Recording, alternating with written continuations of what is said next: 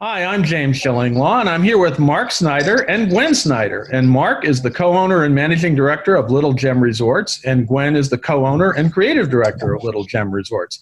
And we're here to talk about a brand new resort they just launched in the U.S. Virgin Islands. It's called Lovango Resort and Beach Club. It's a private island resort destination accessible by private yacht charter or a 10-minute ferry from either St. Thomas or St. John. And we're going to talk about this brand new luxury resort. It's a boutique resort, and it's a great option now that people want to travel more domestically. And U.S.V.I, believe it or not, is a domestic travel destination, so you can get there. And we're going to find out about all about this wonderful resort and more on Insider Travel Report.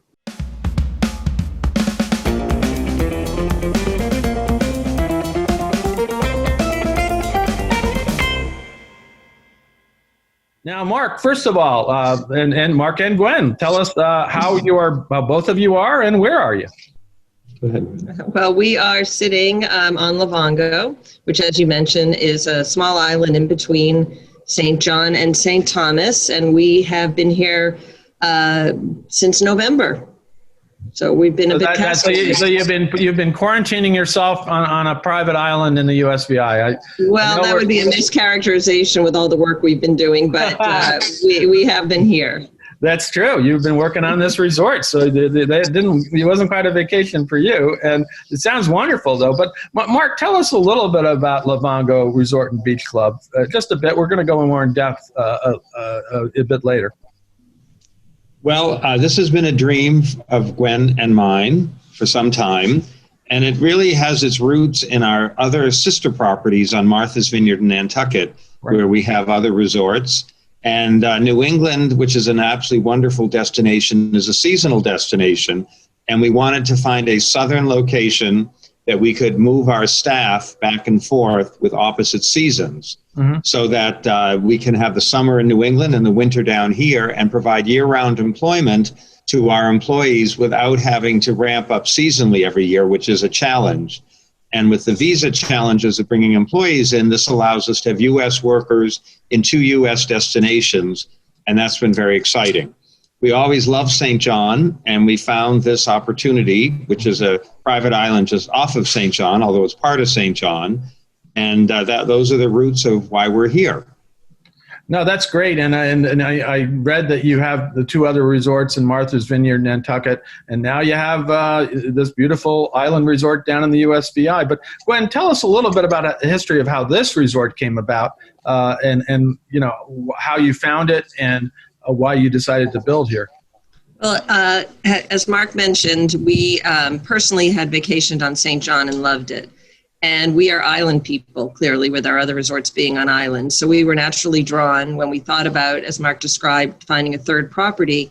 This was top of our list. And we came down exploring opportunities that might be available after the 2 hurricanes. It was, a place that we thought maybe we would poke around. And Mark actually saw a video of Lovango, and he showed it to me and said, "What do you think of this?" And of course I was intrigued. And the 2 of us found our way to somebody who was representing this property that had been for sale. And the truth is that we came over here, there was nothing here. There was some infrastructure which we can get into as to what we actually bought. But we were dropped off overnight on this beautiful place with a peanut butter sandwich. And I think we both just got, we were hooked. It's very magical here. And we have, throughout our career, which has been working together, we have an interplay where Mark's very entrepreneurial and he'll come up with these ideas, and I have to be able to envision it and overcome what's probably more naturally risk averse than my husband is, but I could see it. And as soon as I think we in concert said, okay, we can see this resort, we just sort of never looked back. I mean, it's been challenging to finally get to where we owned the property, of course, as you can imagine. And but we're still pretty entranced by what we're doing here, even though we never envisioned some of the challenges that, of course, many things have brought about, including the pandemic. Well, I'm sure when you first saw this, you didn't know about the pandemic as much. It was really No, we after did the not. hurricane. So it's been a challenging year, although I guess in terms of it gave you a little time to get everything up and running when you could get workers I mean, there. it actually has been a blessing in many ways because it's allowed us to really think about what we build first, what we build second, how we structure the development of this project, which is, you know, a long term, you know, we don't know exactly how long, but we think 5 years anyway to do everything we have in mind to do. Now, Mark, let's go back to Little Gem Resorts and talk a little bit about the other two properties you have, and what kind of the overall focus of the company is. So, as Gwen has mentioned, we love islands because I think islands tend to be more authentic and they're a little bit removed and you have to make an extra effort to get there. Mm-hmm. So it's fascinating. And Martha's Vineyard and Nantucket are probably two of the most beautiful islands in the world with a lot of personality and really about as Americana as you can imagine. And the Vineyard property is a beach property, and we bought the old naval base from World War II that had been converted to condominiums in the 1940s and bought out all 80 owners. That was somewhat of an experience, and tore the property down and rebuilt it as a non-conforming use in a residential area. So it's really the only island resort that's a beach property on Martha's Vineyard. And it's somewhat magical. It's on lots of acreage, so the lawn spills down towards the beach. And it's a really wonderful family destination and quite popular. That's open from May through October. Okay. Always wanting a sister property in Nantucket. The last of the 19th century grand hotels had closed, and it was going to be converted into a condominium club. And the previous owner went spectacularly bankrupt in the recession of, I'm guessing, 2008. And the building was in jeopardy of being torn down. And we just dreamt of restoring it. And it took 3 years to convince the bank to sell it to us. And it literally, when you went into the hotel, a lot of work had been done. There was a hole from the top floor to the bottom because nothing was wired in or connected. And we took the risk of buying it and restoring it. So we're really, it's a grand hotel that evokes 1890 when it was originally built, but now it feels 21st century with all the modern conveniences, 2 pools, great restaurant, ballroom, right downtown. And they're both really connected to their communities on both the Vineyard and Nantucket. The Nantucket Hotel is open year-round. We're the only year-round hotel. And they're magical properties. And we hope to do the same at Lovango, but in a Caribbean style. Well, absolutely. And I've been to both Nantucket and Martha's Vineyard, not for a while, but it sounds like your properties are really quintessential for those locations. And now you're building one, or just opened one, a Lovango down in U.S.V.I. Now, Gwen, let's get back to Lovango, your newest. And what are the accommodations you offer at the resort? I know there's several, and you're still working on them, right? Well, actually, we have one pretty beautiful villa that we have been offering to guests for overnight stays. That is the only accommodation currently on the island for people to come and stay at. It's got 3 beautiful bedrooms. You can sleep up to 8, and it's on our website. It's really very beautiful. And that villa was here. So when we purchased this, that villa had been built, and we renovated it, and that's there. We are working really hard on something that we're excited about. Next December, when we reopen, we'll close this July 15th, right? And we'll reopen. And on the island, besides the villa, we have a beautiful waterfront restaurant and a beach club, which we can get into. Yeah. That is something we're really excited about. It's not a particularly U.S. model, but we've been developing this curated beach experience for people, and that's open in a retail village. But by next December, we're going to open with what we're calling tree houses and glamping tents. So it'll be a little village, so to speak, overlooking this absolutely pristine beach. And we're creating what Lovango already is, which is a very natural environment. We're looking to build a sustainable resort so that everything we do, we're off the grid with all of our utilities. And these tree houses, we think, will be very exciting for people because they'll be immersed in nature, but they'll have all of the conveniences that you would want if you were just going to a hotel room, if you were a discerning traveler, but with a little adventurous spirit. And that's what I think Mark and I we felt when we came on the island, when it was very rough. And as we've sort of tamed the parts of it that we want to, we do want to keep that wild or natural element, because it's too easy to pave over paradise, right? We've seen it in so many places. And one of the things we really hold dear in our other properties is this idea that we are of that place. You know, people come to New England, they have very clear set expectations of what that might feel like to be on Nantucket or on the Vineyard. And we work hard to fulfill that. And we want that to be the same in Lovango. We want people to come and say, I've been to a particular place in the Caribbean. And that's why we're doing the tree houses first. We're just excited about it. That side of the island is very lush. And actually, Lovango has two microclimates, which is kind of interesting. One more arid and one more lush, and cactus on one side and palm trees on the other. So it's pretty amazing. And so in this other side, that's where we're placing these accommodations. So we look forward to welcoming more guests. The ones that have been at the villa, I'm confident in saying everyone has left loving their time here. Now, when you get those tree houses done and roughly how many people would be able to stay on the island at any one time? Okay, so just to add to what Gwen said, we'll have 15 tree houses, luxury tree houses and luxury glamping tents. Right. And the total capacity for this December will be around 40. Mm-hmm. But we are also selling 14 private villas on the island, and there'll be 50 cottages, so that eventually the island would have a capacity of, 200 to 300 people maximum at given any time. No, that's great. And Gwen had mentioned the beach club, Mark. So you could talk a little more about this beach club, which is open now. You said, what is the beach club and what does it offer? So the island has multiple areas of interest. Right now, we run ferries from St. John and St. Thomas. People can come over for the day. We also have moorings, so a lot of private boats come in.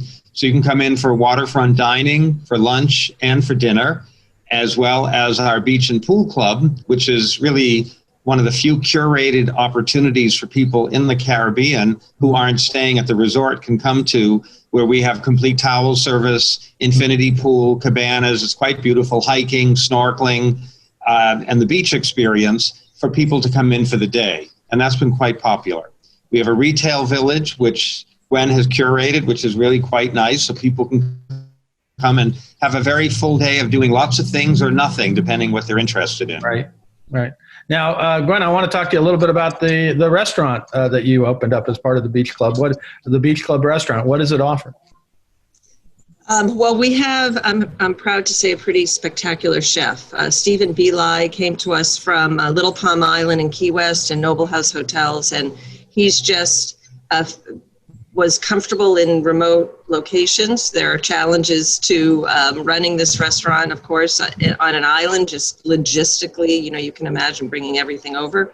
But his cuisine is quite a nuance. He's got everything from poke bowls and ceviche, wonderful charcuterie plates, to a Moroccan lamb shank on the menu. And I think sushi Sunday. Oh yeah, and we have it's hard for me to say it without stumbling. Sushi Sundays, which have become really popular, and we brought in a sushi master to train our staff, and we're rolling out wonderful rolls on Sundays. And that's the type of thing that we want to evolve. We want to be known for special cuisine, maybe on any given day. And we next year we're building a tequila and raw bar.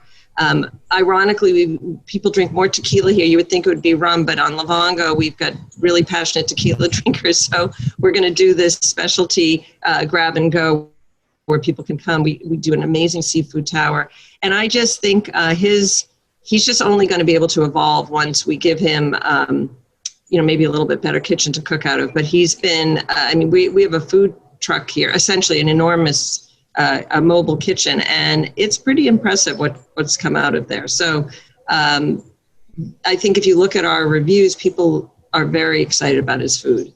So we're not going to go hungry on Lovango. You will not go hungry, and I think you'll leave really pleased with what you've been offered. It's not your run-of-the-mill food. Well, let me talk to you both about something you mentioned about your commitment to sustainability and how the resort gets powered, gets water for drinking, and how it's working to restore coral. Talk a little bit about that. You both can talk about that. So the island is off the grid, and that was part of its appeal because we feel that renewable energy is the wave of the future. Our water is all made from a reverse osmosis plant, which we installed, so it comes from the sea, which means that we're not subject to the ebbs and flows of rain, and that has been wonderful. We have a full solar plant on the island. We are making decisions about wind generation and backed up by generators. So we're pretty independent. There are no cars on the island. It's all golf cart and ATVs to move people around or walking.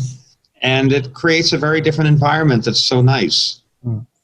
No, that's great. And I know, sustainability, especially as we emerge from the pandemic, is really important more now than ever. So when you get going with this, it's great that you're doing it right away. Let's talk a little bit about, Gwen, some of the activities that guests can engage in. I mean, once I get there and I'm on this beautiful island, what can I do?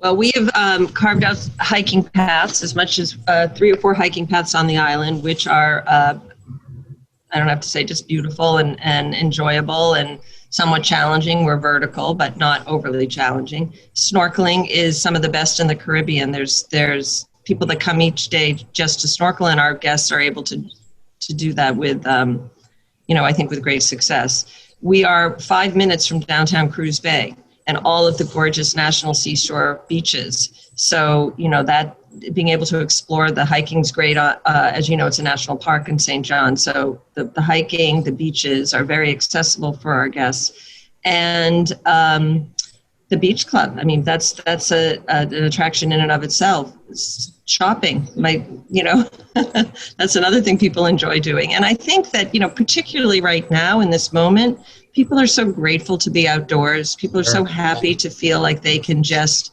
exhale and feel safe, and it's been really gratifying to us for the guests that have come this year and stayed in that villa to have enjoyed it so much. I don't think you need much when you're in these warm breezes and the ocean, swimming, snorkeling, hiking. No, that's it. I'm sure there's more than enough. And I was going to ask you about this, but I'll ask Mark. You even have some interesting packages, including one that involves a luxury catamaran. Talk a little bit about that, if you could. So we're learning. This is our first year. We have a sail and stay package, which has been popular, where people can come and stay as long as they want on the island, and then take a shorter 3 or 4 night catamaran cruise from the island directly, so that if someone's not yet comfortable to take a full week charter, they can do a shorter one. Right. And people have liked that. So that's a nice opportunity. Other than that, most people, it's really interesting. We do include breakfast when someone stays in the villa. The beach club is included complimentary. All of our ferry service is complimentary for the guest. So they have a lot of options to do things. And we have a private concierge here so that people can plan their trips to St. Thomas or St. John. But people end up just enjoying the island so much they stay on Lovango. And there are a lot of wonderful day charters. This is to go. And I think that we've done it a couple of times. I mean, the day charters have had to explore and find more to do in the U.S. Virgin Islands because the BVIs have been closed. And we have great relationships with those captains. And I think a lot of our guests have gone out and done these wonderful day excursions around St. John, St. Thomas. So that's another thing people love, to get out on the water. So I assume also that you also have people with their yachts or their sailing ships, sailing boats coming over and using your facilities to go to the restaurant, go to the beach club, and then they move on, I guess. Is that yes, extensively. Yes. Okay. Now let's talk a little bit about sort of the target customer for Lovango. I don't know which of you wants to take this, but who do you cater to? Everyone? Couples, families? Are we talking really affluent travelers? And I know the initial rate is $1,000 or something. I forget you can elaborate. So you want me to tackle that? So we will have more diversified pricing with the arrival of the glamping tents and the luxury tree houses. The villa rents out for $3,500 a night, which is really a full resort experience because we include so much with it.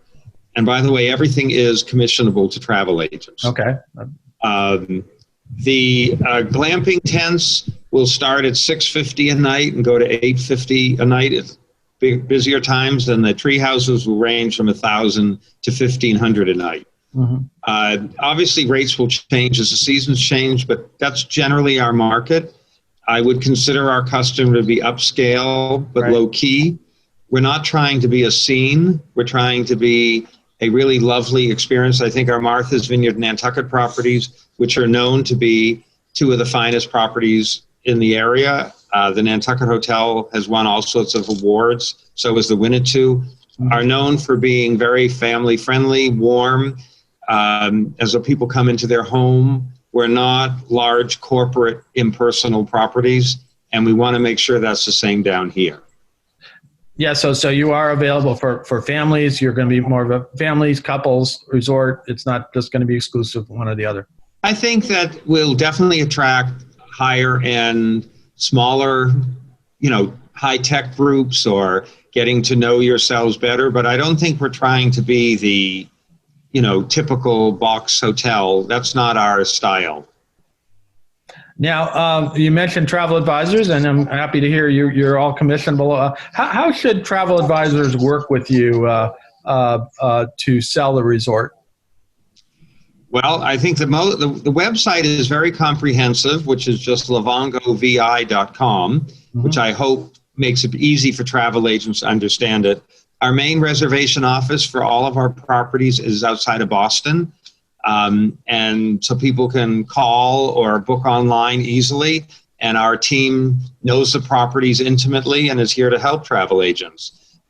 We will package everything, so it's very easy for the guests to fly to St. Thomas. We will package the transportation, the taxi from there directly to our own ferry. That ferry is there to meet the guest and bring them over. And then our concierge team takes care of everything once they're here. So for travel agent, it's pretty easy. It's a nonstop flight, and then we take it from there. No, that's great. And so you got something very easy for them to sell and very desirable. So, and Gwen, just talk a little bit about what's left to do this year that you're planning. I know Mark mentioned you're going to start on those tree houses and the tents, but what else do you have planned for 21? Well, I don't know that there's anything else per se that's different from what you might experience if you arrived on our dock at the moment. We're continuing to try to, what's the word I want to use? To improve the guest experience just because we're so new. Right. And we're so new in this territory. And so I wouldn't say that we're focused on between now and July as much as we're focused on what's going to happen when we can welcome more guests for overnight accommodations next year and an expansion of the retail village. But the, Mark and my, some would say, constant gaze on the guest experience, making sure that people feel taken care of when they come to Lovango. That's the way we try to think about our business. So the constant attention to detail. We're very fortunate. One of our sons has been living here in Lovango for 2 years. He left his job in New York City and he moved here as a young man to become one of the project managers. And he's really been thrown in the deep end of the ocean to develop a project like this. But honestly, it's made it really possible for us because we're still so actively involved in the other hotels. Right. Well, after last year, I'm sure he was thanking his lucky stars that he was in the U.S.V.I. as opposed to New York City. I think he is, although he did miss, like pizza. Well, I would too. I totally understand that. So maybe you got to start thinking about opening up a little pizza oven or something. Yeah, maybe we do. Now, is up to both of you. Is there anything else you want to tell travel advisors about Lovango? I would add two things. One, when Gwen and I came here 2 years ago, there's a south side of the island, which is what we have developed into our beach and pool club. And there's a north side of the island, which is about as quintessentially fantasy Caribbean than anyone could imagine. It's untouched, it's beautiful. The water is rainbow colored. Pelicans are landing in the water. There are palm trees. And that's the side that we're putting our luxury tree houses and glamping tents to preserve it.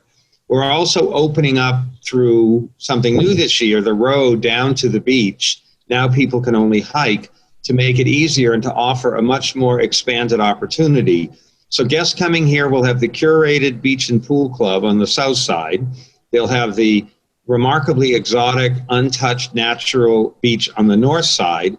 And we also will be running boat shuttles over to the national park beaches, which are so close. So they have three rather unique beach options that no one else in our mind has offered anything like that.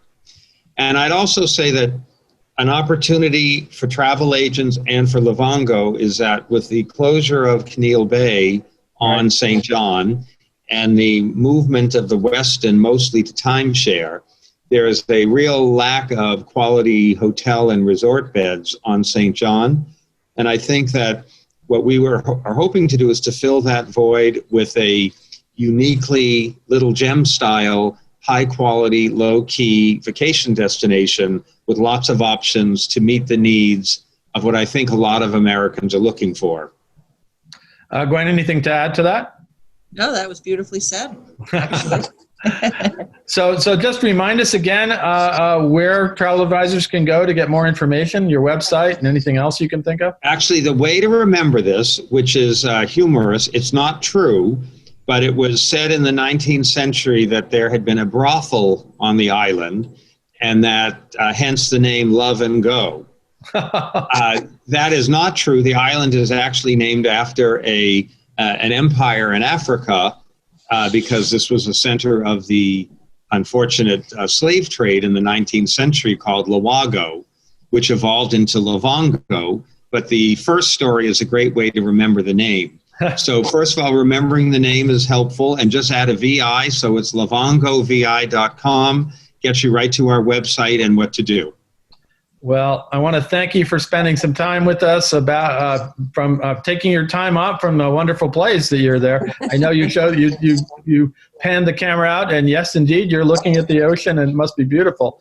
But I want to, it's wonderful to hear about Little Gem Resorts. I knew a little bit about it before, but not a lot. And now you have this brand new resort in the U.S.V.I. that you're just going to keep expanding. But I want to wish you good luck with that. And Thank you, James. We hope at some point to see it. But meanwhile, I would encourage everybody out there, get ready to start booking this resort for probably next year, because you're a few more months left here. But really, when you start building those tree houses and tents, I'm very eager about that. And of course, is it tequila and oysters? Is that what I heard? Tequila raw bar. There, tequila raw bar. I think you got me there. So I think that's a good reason to go as well. But again, great to meet you, and thank you for taking the time to speak with us. All right. Thank you, James. Have Thank a great you, James, day. very much. I'm James Schillinglaw, and this is Insider Travel Report.